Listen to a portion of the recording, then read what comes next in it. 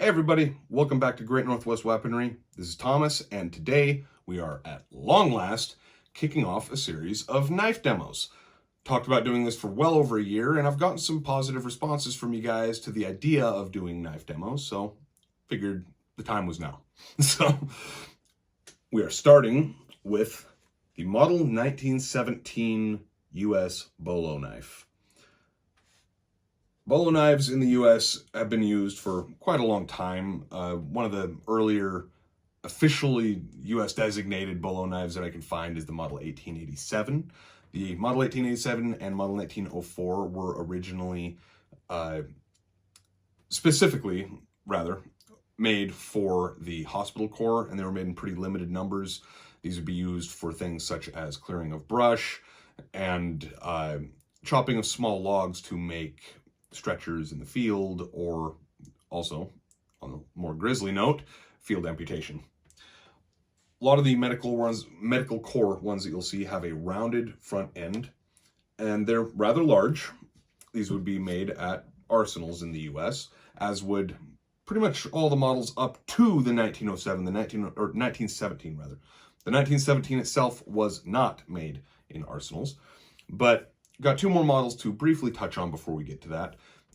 Before we do that, I'm going to just mention briefly, the structure of these knife demos is just going to basically be me telling you what I can find of the history of the knife, and then at the end of the video, we'll be taking a look at markings in a tabletop view.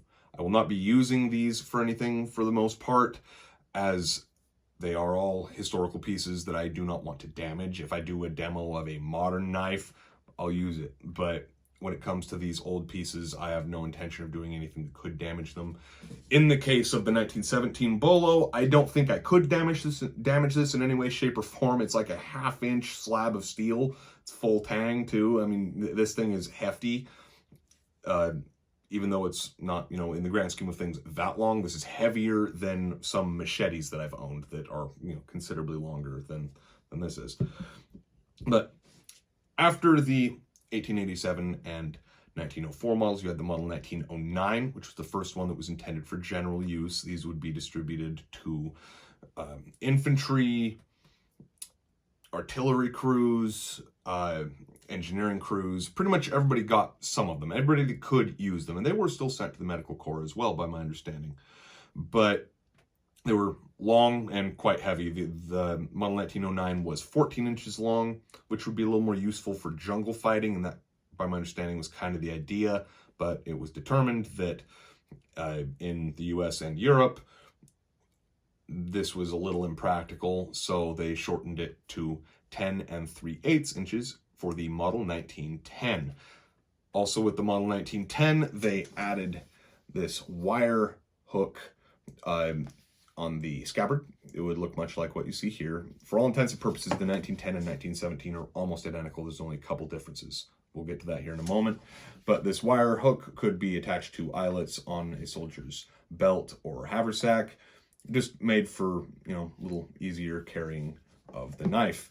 And considering US soldiers carry all of their own gear, definitely nice to have something that you can easily place where it is needed and in accordance with regulation in whatever unit or type of unit you may be in, because again, these were sent to everybody in limited quantities.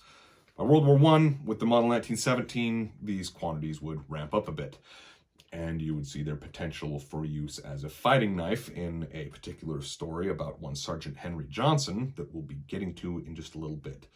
I figured, considering I've wanted to start knife demos for a while, it is Black History Month right now, and Sergeant Henry Johnson was a Harlem Hellfighter who also happened to be an absolute animal who took on a German raiding party, largely with one of these. When we get a little more into that story, you'll understand. It's a story worth telling and worth hearing about. If you're not familiar with it, it's a pretty cool story. But the only real differences between the Model 1917 and the Model 1910 is the Model 1917, first off, was manufactured by contracted out companies rather than at state arsenals. So this example was made at the Plum, Philadelphia factory. The Plum St. Louis factory would also make these, and the American Cutlery Factory of Chicago. Those are your primary manufacturers. You'll also see some other things. I guess there are other smaller companies that made limited amounts of them. I can't find an awful lot of information on that. But other difference, for one, these are just generally in rougher shape. But the biggest thing that we would notice is with the 1917, it just simply slides into the sheath and then slides out. With the 1910, slides in, and then you've got a clasp here that you've got to depress to pull it back out. It, just locked it in place. Not really necessary, and it's kind of why they did away with it. It was not something that was needed. Now, that's pretty much how this knife came to be. Now let's talk about an awesome story of its use. First off, if you're not familiar with the Harlem Hellfighters, this is New York's 369th Regiment. It was a segregated all-black regiment, and in the U.S., these segregated black regiments were not considered to be fit for combat, which was an unfair characteristic. They absolutely were, and the Harlem Hellfighters would prove it. They're legendary. But the 369th was sent to France, I believe in 1917, but Sergeant Henry Johnson had enlisted in 1917, and as such, he went to France with the Hellfighters, and they weren't given all their gear by the U.S. A lot of times, by my understanding, it would be U.S. uniform, French helmet, French rifle, and then sometimes some other smaller pieces of kit would be from the U.S. From my understanding, Sergeant Henry Johnson carried a 1917 model of the Bolo Knife. Soldiers in World War I did also carry the pre-war manufactured 1910s, but the 1917 would have been a lot more common. And again, these were, while somewhat widespread, a lot of them were made, they weren't a universal, like not every soldier carried one of these. A lot of soldiers were not issued a fighting knife, and starting in 1917, a lot of them were issued the brass, or the knuckle knife with the spike, followed by the brass bladed trench knives, of which I would love to do a demo on one of those sometime. But anyway, so Sergeant Henry Johnson, listed in 1917, did one tour of duty in France, 1918 to 1919, and during this tour of duty, he received a Croix de Guerre from France, a posthumous Medal of Honor, a posthumous Purple Heart, a posthumous Distinguished Service Cross, and 21 severe injuries of which he would survive. 21 severe injuries, all in one encounter, mind you. This particular encounter happened on the night of May the 14th to the morning of May the 15th, when he was with a Private Needham Roberts while on outpost duty in front of the French trenches. While they were on this duty, of which, kind of put them out in front, maybe a little bit in a no man's land, they came under attack by a German raiding party of at least a dozen men.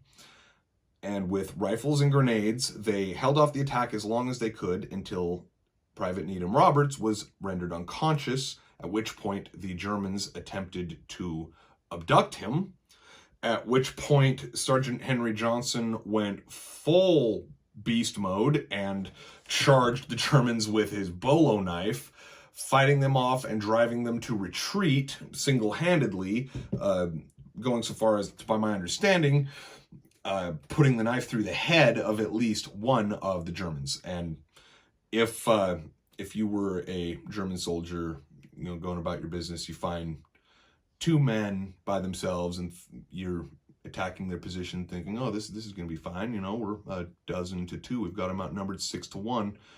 And they hold you off for an extended period of time, culminating in one of them putting one of these through the guy next to you's head. It's probably going to drive you into a retreat as well. So, as I'd already very rapidly stated, Henry Johnson was awarded the Croix de Guerre, France's highest award for valor. Immediately after this incident, he'd received 21 injuries during this incident. Mind you, when he charged with the Bolo Knife, he had already been shot, stabbed, and received shrapnel injuries several times. And the Germans weren't just standing there while he's attacking them with this thing. Like, the guy fought like a absolute beast. This man was a straight up unit. He was awarded no honors from the US at the time. Posthumously, a number of awards were given to him, awards that we'd already mentioned. Purple Heart in 1996, Distinguished Service Cross in 2002, and finally in 2015 he was awarded, again posthumously, much deserved Medal of Honor. And yeah, that particular story, I very much understand why they felt the need to rectify the tremendous historic faux pas of not recognizing this man's valor. He definitely did something that was far and beyond the Call of Duty. Sergeant Henry Johnson passed away in July of 1929 and is buried at Arlington National Cemetery in Arlington, Virginia. So, definitely a man worth reading into if you're not familiar with the story. That's my poor attempt at relaying the information that I have found to you, but it is definitely something that I think more people need to know about. And it pertains to today's subject, the US model 1917 Bolo Knife, in a awesome way. So, crazy to think what kind of combat these items may have seen. Let's go ahead and go to the tabletop real quick, take a look at the few markings that we've got on this thing, and then we'll send you back on your way. There's not a lot to look at markings-wise on these, honestly. You can see right here on the left side of the blade is where your manufacturer and date are going to be. So, Plum, Philadelphia, 1918. And then on the reverse side, you've got US model 1917 or US mod 1917. And that really is about it. We've got what appears to be an inspector stamp down here.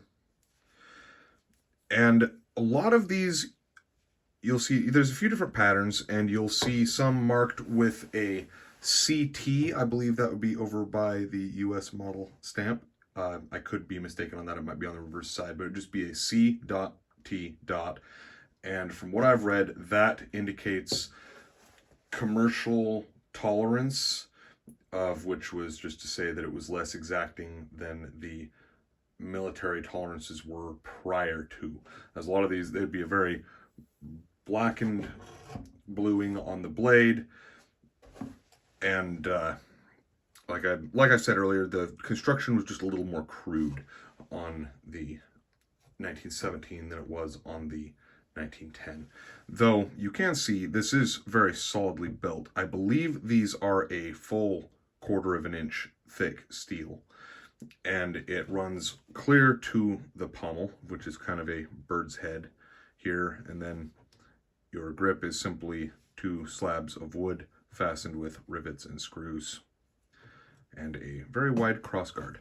Then scabbard construction is wood covered in pigskin and then wrapped in canvas with a thick leather tip. These were made by a wide assortment of subcontracted manufacturers. This one was produced in 1918 along with the knife, as you can see here.